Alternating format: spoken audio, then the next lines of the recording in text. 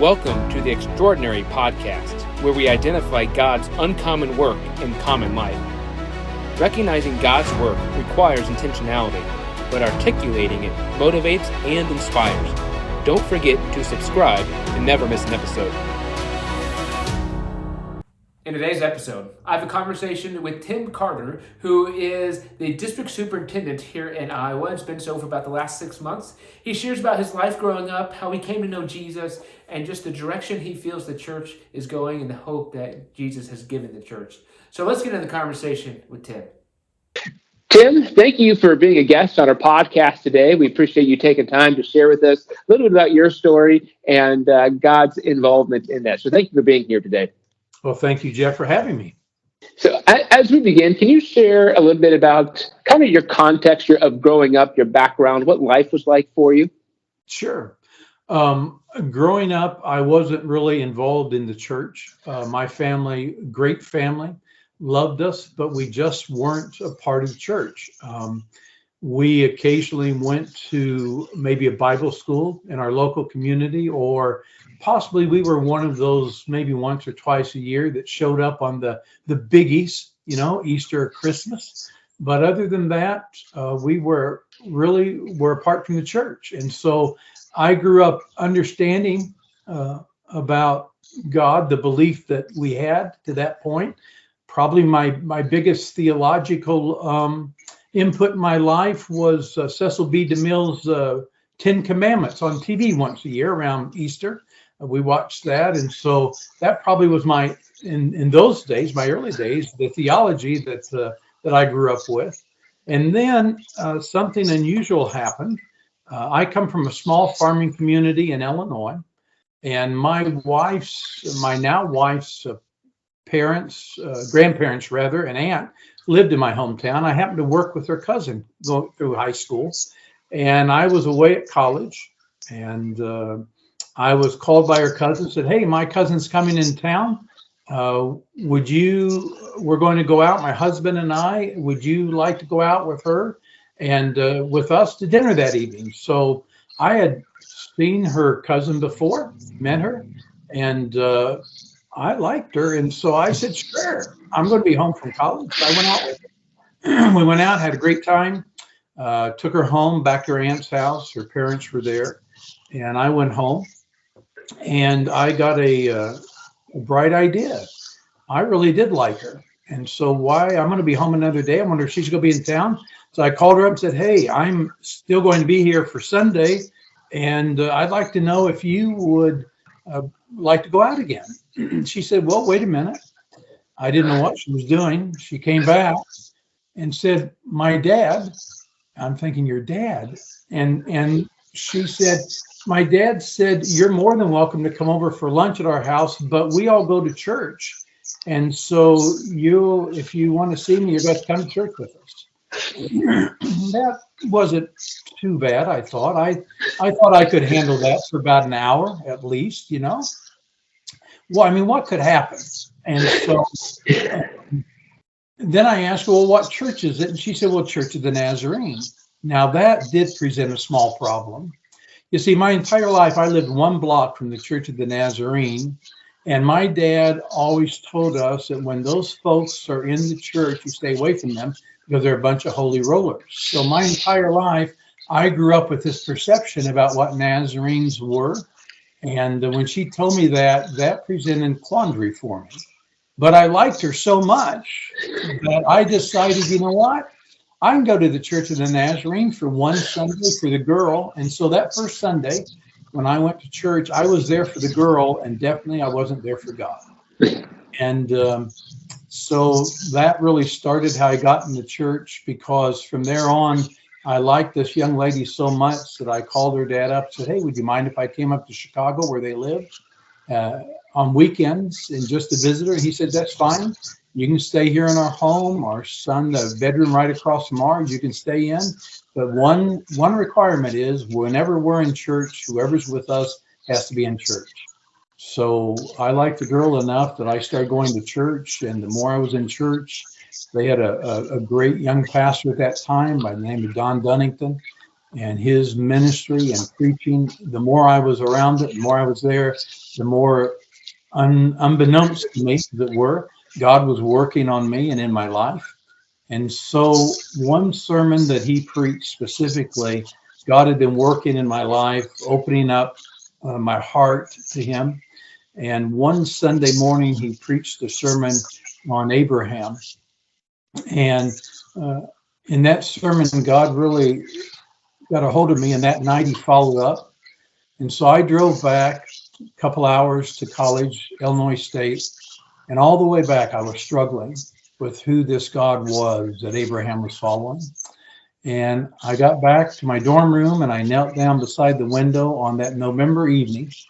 And in 1977, and I said, Lord, I don't know really what I feel or what I believe right now, but if you're real, like the preacher has been talking about all this time, I know this. I know I need you in my life. So that's where my journey really began in the church.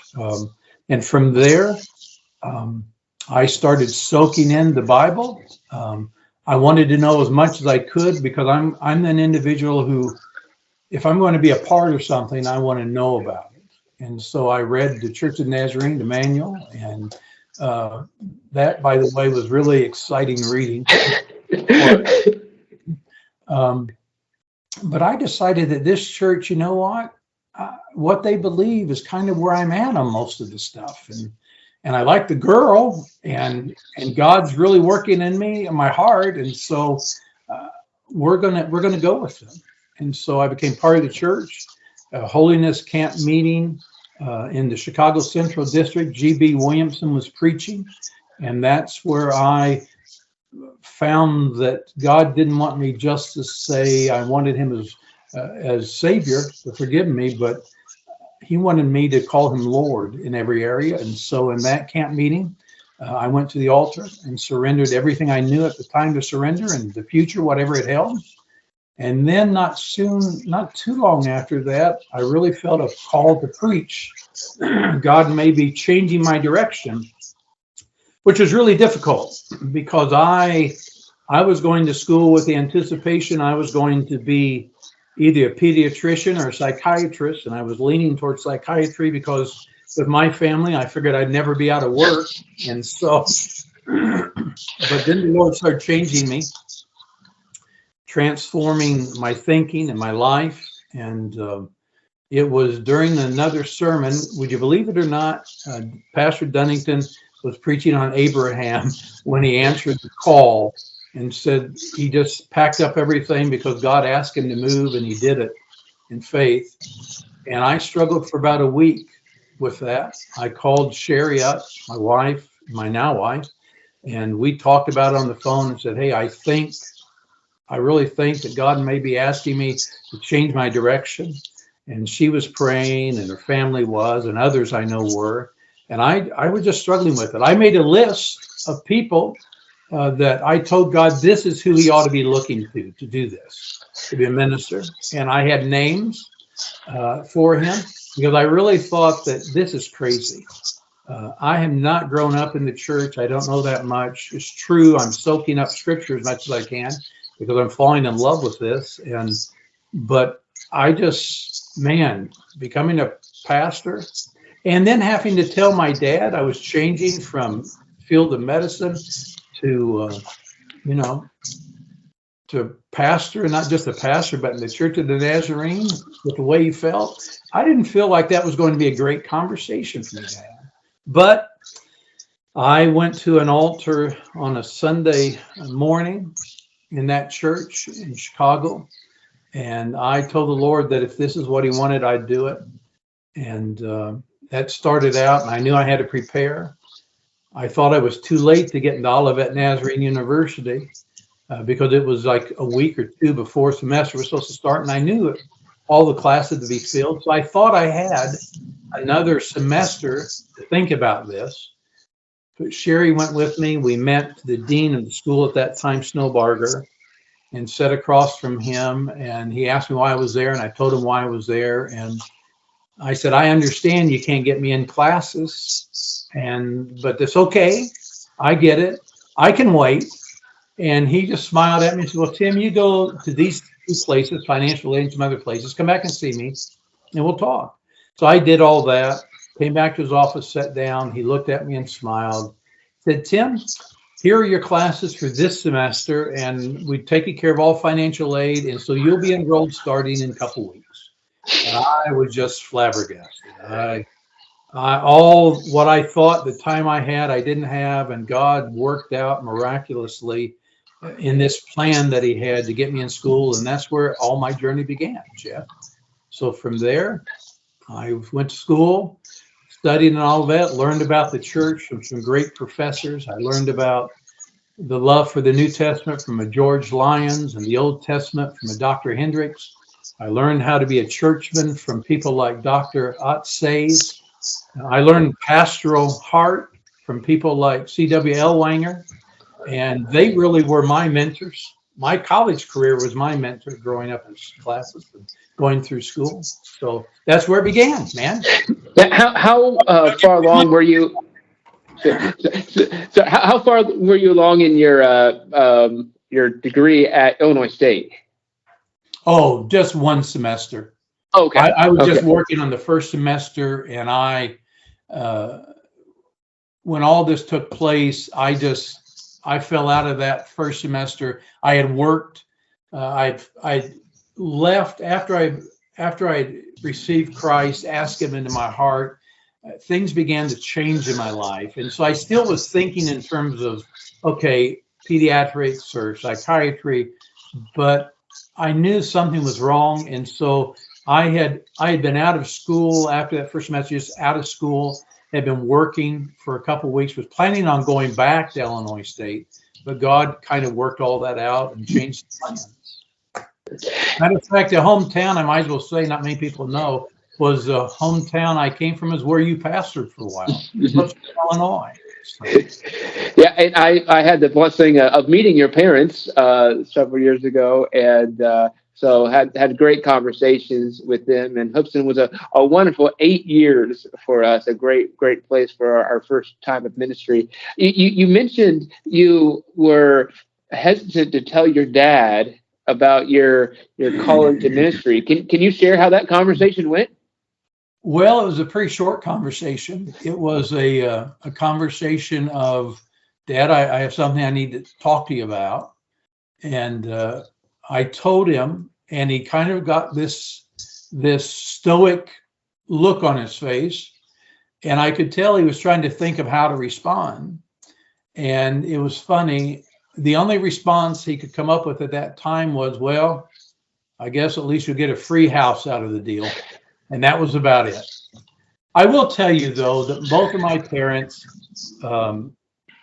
they came to the place where they accepted Christ into their lives. They even went to the Nazarene church before you really arrived, before they aged and was unable to.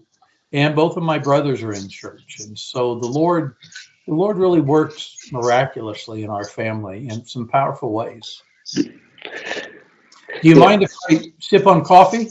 No, go ahead. I will say there should be bonus points if people can put in the comments the high school mascot that you had growing up. So if someone knows that, just chat that to Jeff, and let's not get that out to too many people. It's a very unique one, to say the least. Now, can you share or tell us a little bit about the different places where you have served in ministry? Yeah,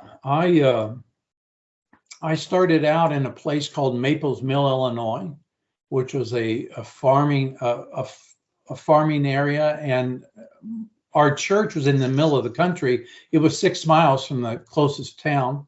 A great group of people there, and I remember the church had a church bell when you walked in to the small church. I don't know if they called it a foyer in those days or what, that area, but it still had the rope that they rang every Sunday morning from the old church bell, so the farmers, everyone around would know.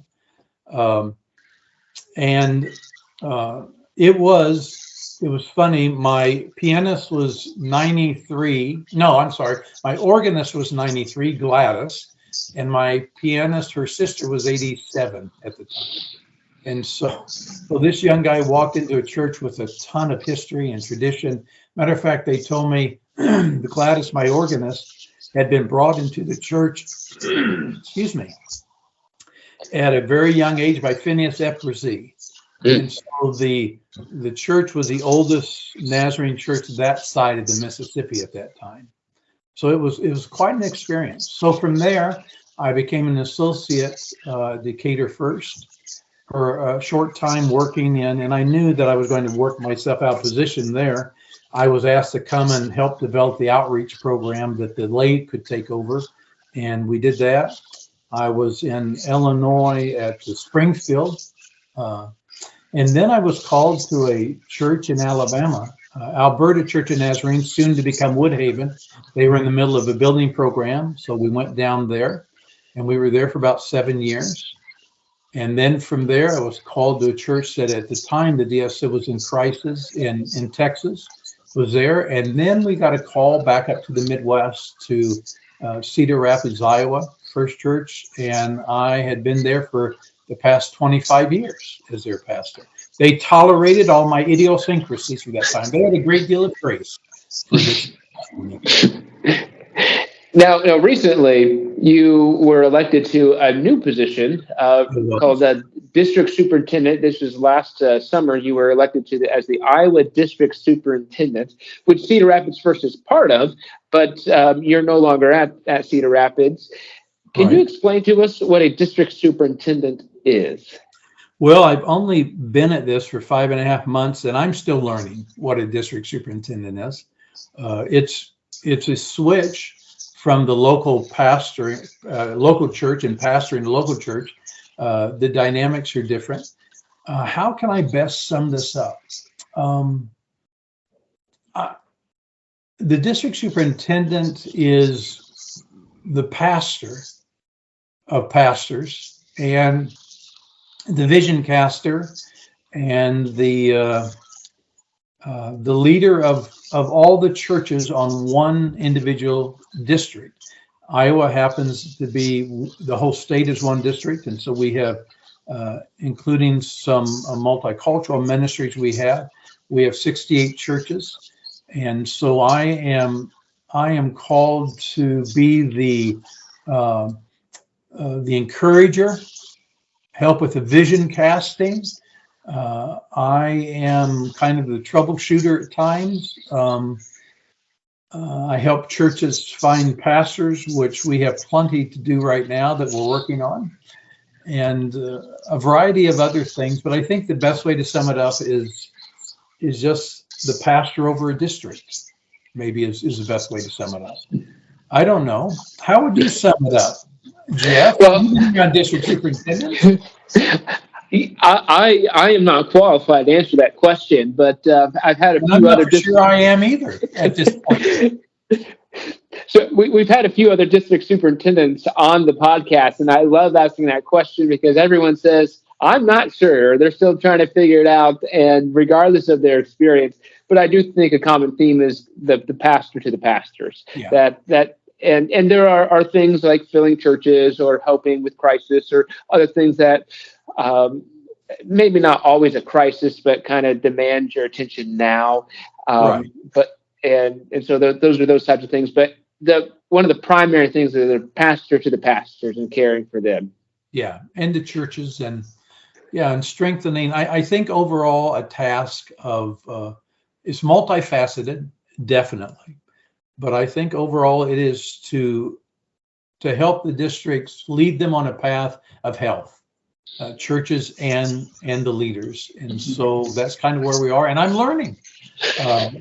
And every district superintendent brings into this position, I'm certain, their own personality and their own styles. And so you're probably not going to find two district superintendents doing it exactly the same way, which doesn't make it right or wrong. So. Well, I appreciate you sharing that, and I appreciate your leadership. We've been working together on the district level for a few years now, A few years. And just the relationship is adjusting a little bit with you being the district superintendent. But I'm excited for the direction that we're going. But there are also challenges and opportunities for a district. Most of our listeners are in the Iowa area, or at least familiar with the Midwest. Can you speak to some of the opportunities and challenges that you see the district having or the churches having? Oh, sure. I think what I'm seeing is the challenge. Let's start with the challenges and let's end with a more positive note if we can. I think the challenges right now are for the church to adjust to a post-Christian age that we're in and a post-COVID age that we're in, and the changes that have taken place over the past 3 to 5 years. I think that our biggest challenge is for us to continue to have a transformative impact on our world and our cities, and learning how we can do that in the age we live in and everything that's going on around us. And I think we're going to have to work together to do that. We're going to have to be creative. We're going to have to think outside the box. We can't box God in these days. We have to find out where he's working, and we have to get involved in that. And it doesn't matter whether you're in a small rural area or you're in more of a metropolitan urban area. Each of them have their own uniquenesses and their own challenges, but they still have people, and people still have the very basic needs that are all around them: to be loved, to have hope, to be cared about, to be valued. And I think we just have to find out how to do that within the context that we're given and in the age that we're in. And I'm not saying it's going to be easy. I'm just saying together we can do it. And I think that's where we're headed. What was the other question you asked me? Well, I talked about opportunities, but maybe kind of within that is what's giving you hope with the church. So those are kind of very similar concepts there. Yeah. I think the hope that I'm seeing is every time that I'm with a group of people, I get to see how much they really do love Christ and how much they really want to know him. And they really do want to have an impact in their community. We may not all know how yet, because we may be struggling with some of those things, but we all want the same thing. And so my hope is that I see God at work in people's lives. I see him stirring their hearts for something more than where they're at, because they can see that God has more for them. So that gives me hope. It gives me hope when I see the younger generation. And I know all the thing about, the younger generation, where's the church going to be? And sometimes the older generations, we have tendency to look and think, it's just not going to be the same. Well, it probably isn't going to be the same as it was in 1960 or 50 or 70 or 80. But I have a great hope, because when I see the passion and the love that the young leaders have for Christ and their desire to make a difference, a positive, powerful difference, when I see them wanting to bring hope to the world they live in and to love on people and to help people see that there's an alternative way to life besides what they see all around them in the secular society, that things really can be better, I have hope in that. I think the church is in great hands. And my prayer is that as district superintendent, first of all, I don't do anything to screw that up and mess it up. The second thing is, what can I do, and what can even other leaders and ministers do who have, I'm going to use the word wisdom, a few years of wisdom on them? How can we pour our lives into a younger generation, and how can we come alongside them and partner with them where they can learn from us and we can learn from them, and we can all be better because of it? I think that's my hope. That's my optimism. I believe we can. And I believe that the church is going to be in great hands. And I believe God really does have great things in store for the church, and especially on the Iowa district. And that's just not BS talk. That's what I really do believe. Well, you've been here on Iowa for over 25 years, so you have a love for this area, that's for sure. Yeah. And I appreciate your words here, and both inspiring and challenging, I feel. And I appreciate you giving us time today just to share a little bit about your story, about what God has done in your life, and where God is moving in the church. But as we close, I'd like to end with an open-ended question. If there's anything else that you just felt like you wanted to share, or that we missed today. Well, that is an open-ended question. I should have had more time to think about that, I guess. But I guess I will tell you that we're on the Iowa district. We're building for the future. And I know there are some challenges right now that all the churches are facing, not only in Iowa, but across the world, this post-COVID era, things that have happened. But we're building for the future. And we really believe that we can build together a district that is filled with healthy churches and healthy leaders. And because of that health, we can impact Iowa. I really believe that what we're building together, we're going to have a bigger impact than we've ever had on this state and on our communities. And I pray that we become a district that other leaders look at and say, wow, I want to pastor there. I want to lead on that district. That's what I'm hoping. And that's what I believe we can become, and we are becoming. It may be slow. Just remember, we're not on a speedboat. We don't turn on a dime. We're more on a cruise ship trying to disembark to get on the battleship.